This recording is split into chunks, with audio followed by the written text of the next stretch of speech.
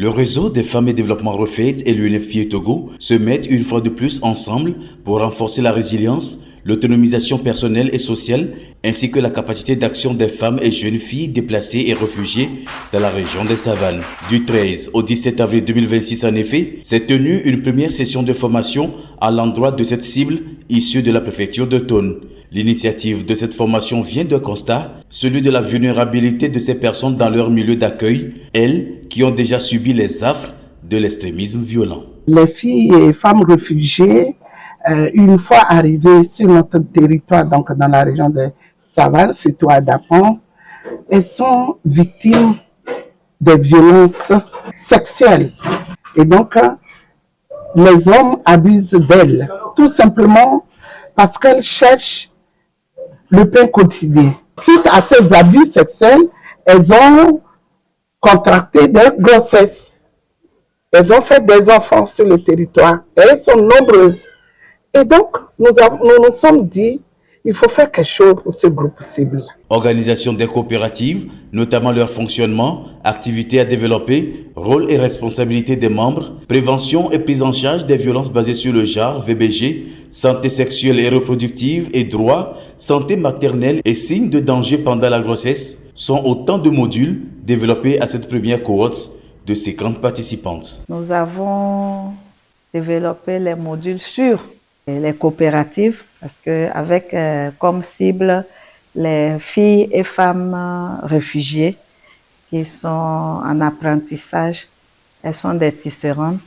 Donc tout groupe, quand on se met ensemble, on est plus fort, on a plus de capacité, par exemple par rapport aux frais de fonctionnement, économiquement autonomes, elles seront encore plus organisées. Et ça va faciliter beaucoup de choses. Aussi, nous avons parlé des AGR. Voilà.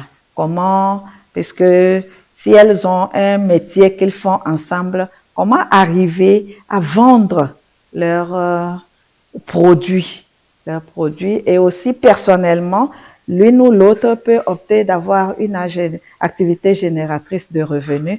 Et comment faire pour que son activité, pour réussir son activité génératrice de revenus. Ce n'est pas tout. Ces bénéficiaires ont également été entretenus sur les soft skills. Nous avons parlé des compétences de vie, les soft skills. Qu'est-ce que nous appelons compétences de vie? Nous avons l'estime de soi et la confiance en soi avec ces femmes. Nous avons également abordé le module sur la communication interpersonnelle.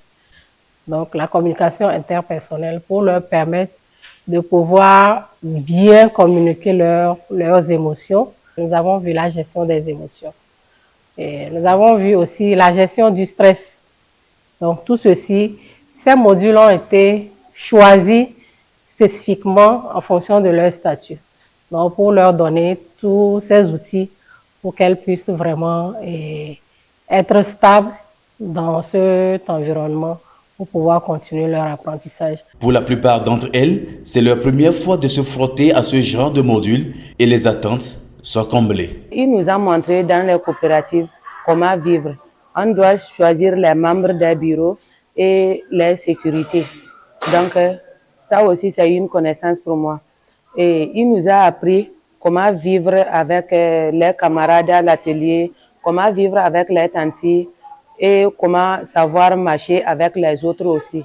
Et ce qui m'a plu beaucoup, c'est violence basée sur le genre. Ça aussi, il nous a montré. Surtout nous, les refusés, ça cause beaucoup de problèmes pour nous. Donc, on ne savait pas qu'il y a beaucoup de gens qui peuvent nous aider. Mais quand on est venu suivre la formation, on a su qu'il y a beaucoup de gens qui peuvent nous protéger dans ça. Donc, je les remercie. Maintenant, je sais comment faire pour ne pas tomber enceinte. Je veux remercier la maman de Refait. Je lui remercie beaucoup parce que j'ai gagné la connaissance beaucoup. Merci à UNFPA. À l'ouverture des travaux, le préfet de Thone, ici représenté, a salué la portée de ce projet en faveur de la cible. Permettez-moi de saluer cette initiative louable du réseau des femmes et développement Refait en partenariat avec le Fonds des Nations Unies pour la population, UNFPA, qui s'inscrit pleinement dans les efforts de promotion de l'autonomisation des femmes et des jeunes filles, en particulier celles vivant dans des situations de vulnérabilité. Le REFED compte bien aller au-delà de cette formation pour offrir un cadre socio-économique plus adéquat à certaines de ses bénéficiaires. Nous allons remercier le partenaire UNEPIE. Déjà, parmi ces filles, nous avons identifié celles qui sont en fin d'apprentissage. Elles sont près d'une quinzaine. Nous allons leur doter du matériel d'installation, du matériel de travail pour qu'elles puissent s'installer. Et c'est des tisserandes dont nous avons confectionné des métiers pour elles. Elles vont s'installer, elles vont commencer le travail. Nous allons être à leur côté pour pouvoir les aider à faire écouler ces produits. Les mêmes modules de formation seront développés à 50 autres participantes pour la deuxième session de formation qui se tiendra du 20 au 24 avril prochain.